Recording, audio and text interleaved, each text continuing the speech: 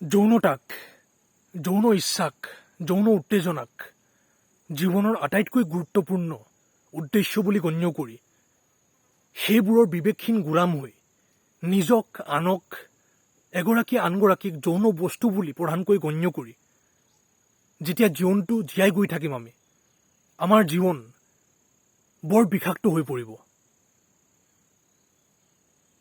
তেনে জীৱন যাত্ৰাৰ পৰা উচিত সচেতনতাৰে আমি সুস্থ দূৰত্ব বজাই ৰাখিবই লাগিব।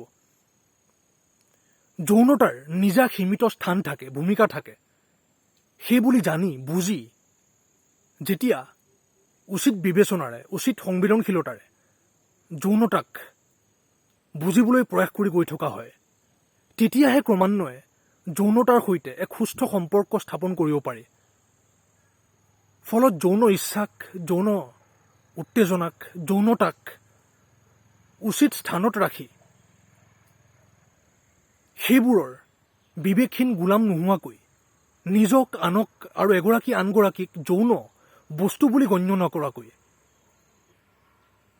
অধিক ব্যাপকভাৱে মানুহ বুলি গণ্য কৰি বুজি, চেতনা বুলি গণ্য কৰি বুজি ক্ৰমান্বয়ে উত্থানৰ দিশে বিবেকী সমাধানকেন্দ্ৰিক এক যাত্ৰা চলাই যাব পাৰোঁ আমি।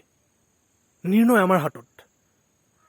যৌনতাক, যৌন উত্তেজনাক, যৌন ইচ্ছাক আটাইতকৈ গুৰুত্বপূৰ্ণ উদ্দেশ্য বুলি গণ্য কৰি সেইবোৰৰ বিবেকহীন গোলাম হৈ নিজক আনক এগৰাকী আনগৰাকীক যৌন বস্তু বুলি গণ্য কৰিয়েই জীয়াই থাকিম নে সেই মানসিকতাবোৰক, সেই কাৰ্যবোৰক বিবেকী হৈ প্ৰশ্ন কৰি সেইসমূহৰ পৰা সুস্থ দূৰত্বলৈ আহি উচিত সংবেদনশীলতাৰে, উচিত বিবেচনাৰে যৌনতাক, নিজক, চাৰিওফালৰ পৰিৱেশক বুজিবলৈ প্ৰয়াস কৰি ক্ৰমান্বয়ে সাৰ্থকতাৰ দিশে গৈ থাকোঁ।